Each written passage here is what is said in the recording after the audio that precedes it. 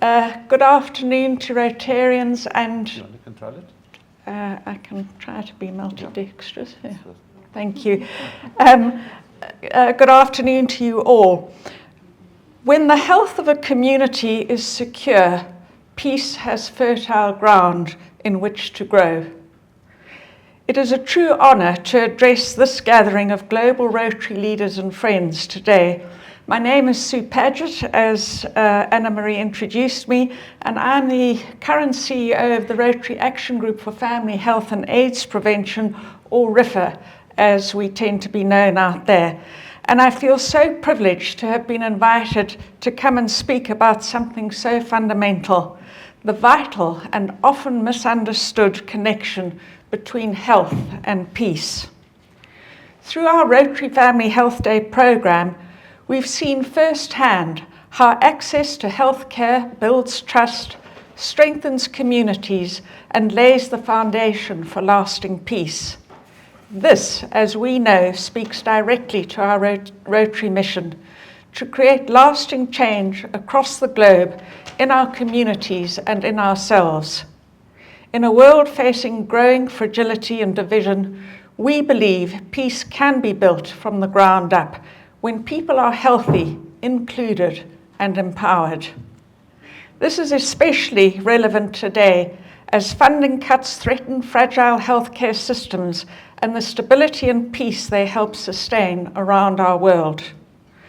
But before I dive deeper into our programme, I'd like to take a moment to reflect on what I believe is the powerful and often overlooked intersection between health and peace. We as Rotarians all understand the toll that inadequate healthcare takes on our communities. It drains resources, deepens inequality, and causes avoidable suffering. Health is not just a human right. It's a cornerstone of stability and development. It includes both physical and mental well-being, and today, sadly, we must fully recognise that mental health is just as critical as physical health. Across our Rotary Family Health Day sites, we're working to normalise conversations and transcend deep-seated stigma around mental health, screening for depression, trauma and anxiety, and connecting individuals with pathways to care. These services are offered side by side with physical screenings so no one is left behind. A healthy community is a stronger, more resilient, and more peaceful one. When people are well, in body and mind, they are better able to care for their families, contribute to society, and navigate challenges without resorting to conflict. This is the powerful intersection between health and peace.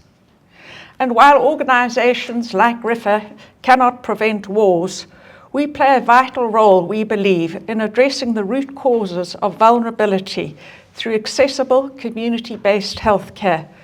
We reduce inequality and foster the trust and inclusion that underpin peaceful societies. I tend to think of it as a vaccination, not only against disease, but also against the drivers of instability. When we invest in health, including mental health, we build resilience, and resilient communities are less likely to fall into crisis. And to borrow a lens from the corporate world, a healthy workforce is a productive, engaged, and thriving one.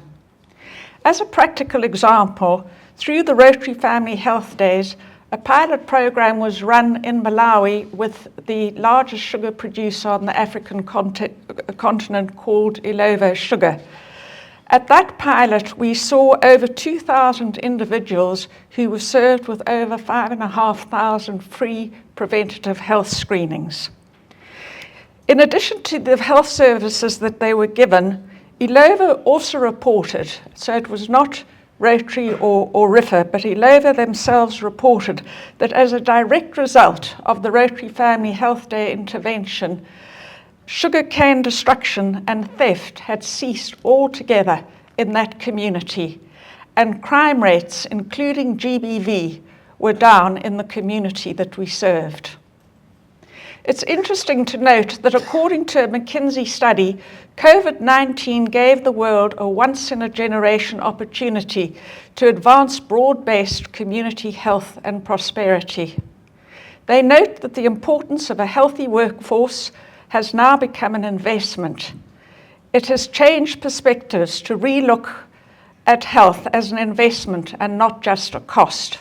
And this would accelerate growth for decades to come. After all, few investments meet so many of today's crucial social needs, substantially improving well-being and reducing inequity, as I've said, while also delivering an impressive shot in the arm to the global economy. Good health is simply good business. Investing in health isn't just the right thing to do. It's one of the smartest ways to build a peaceful and sustainable future. This is called positive peace, and I think we've heard a lot about that today. Not just the absence of violence, but the presence of fairness and the opportunity and well-being for all.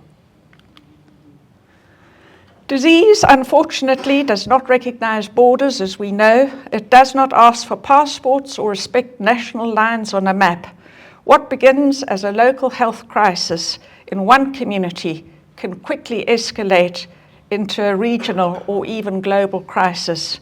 We've seen this time and again if we look at the HIV pandemic, the Ebola outbreaks, and of course, most recently, COVID-19. And as we look ahead, our challenge is not only to recover from past pandemics, but to prepare for the next. And that starts at the community level. This is why strengthening healthcare systems and fostering peace at the community level isn't just a local imperative, it is a global responsibility. When we protect our health and peace of one community, we help protect the health of us all. Investing in prevention, access, and equity isn't just about saving lives, it's about safeguarding stability, prosperity, and peace across entire regions. I'd like to just share a very short video to give a little bit of an overview of what we do at Rotary Family Health Days. Thank you, David. Yeah.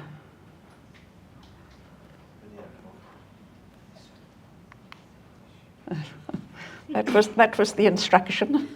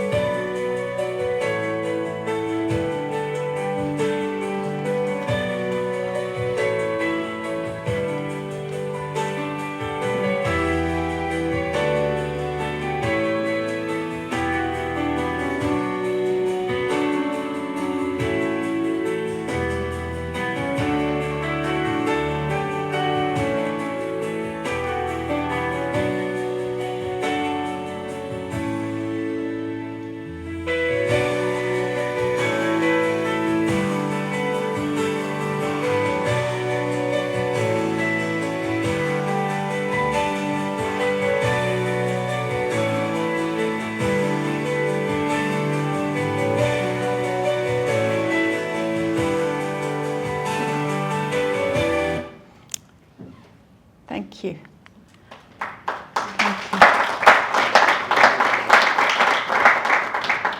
And I might say there are so many Rotarians in this room that have contributed to those Rotary Family Health Days. It's quite extraordinary. So thank you. Just to give you a quick overview of RFHA and who we are, we're the Action Group for Family Health and AIDS Prevention, and we are the largest mobilizing partner for Rotary International dedicated to disease prevention and treatment currently across Africa and India. Our signature program, as I mentioned, is the Rotary Family Health Days, where we offer free preventative health services and follow-on care to disadvantaged communities. At its heart, RFHA is about empowering communities with life-saving integrated healthcare and gender-based health education. We believe we are more than an organization. We are a promise to provide that preventative healthcare treatment and health education to those who often fall through the cracks to our global health systems. Through the Rotary Family Health Days, we've been delivering free, life-saving healthcare for over 13 years. And this work has been made possible through the invaluable support of our public-private partnership, which represents all sectors of society. And in each country that we operate, which is the 16 that I referred to, we have formal MOUs or letters of intent with national government. So it's from a government country operational plan right down to our Rotarians and community health workers on the ground. And I think the ability to bring these partnerships together is without doubt directly due to the neutrality and the power of the Rotary brand.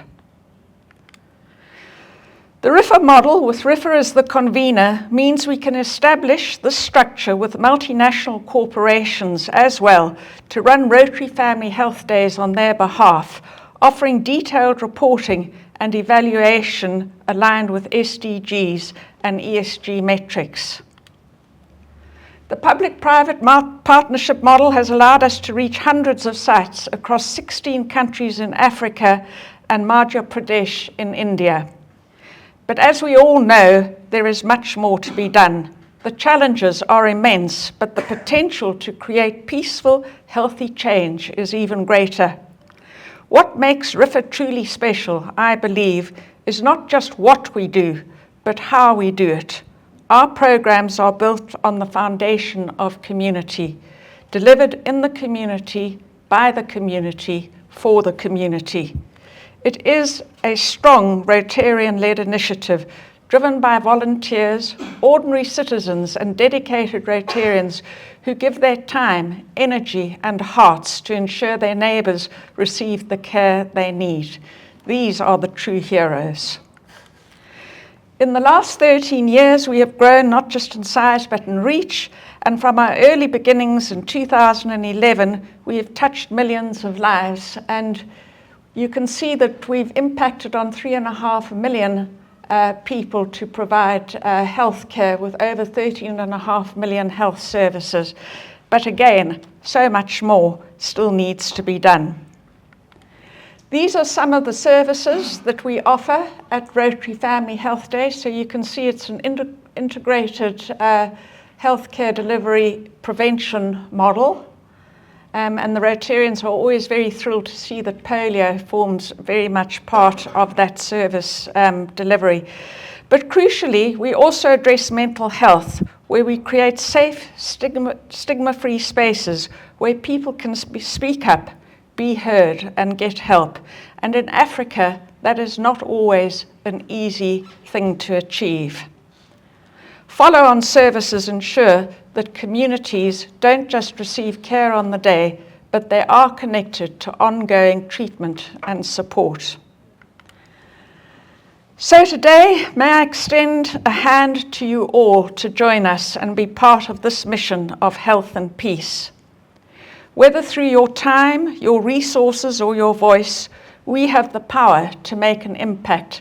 And at this juncture, I'd like to thank Anna Marie and Abdul. We have had great support and growing support from the ICC group, and for that we are very grateful.